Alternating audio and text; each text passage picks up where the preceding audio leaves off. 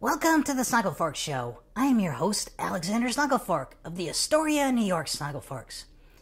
I'm here to offer you wisdom and perspective on life from the view of a Snogglefork. Today, I'd like to talk about the internet. Now, the internet has become the primary place free market, anti-government people go to complain about government spending. Government spending doesn't spur innovation, they say. Only an unfettered free market spurs innovation. With all due respect, only a complete and total fuckchuckle believes this. And certainly only a silly fuckchuckle would use the internet of all places to decry government spending. Contrary to what the fuckchuckles would have you believe, the internet was not invented by a free market that saw a need and capitalized on it.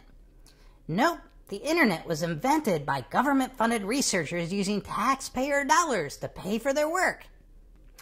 The internet was invented in Boulter Hall at UCLA when a UCLA scientist sent the first internet message to a researcher at Stanford. So not only was the internet invented by scientists with government funding, it was invented in the Socialist Republic of California, of all places.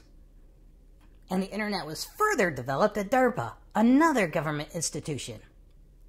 It would be another 20 years before the free market dipped their toes in those scary internet waters. Before that, the free market folks were scared of the internet. However, you gotta give props where props are due, and eventually the free market did transform the internet into what it is today.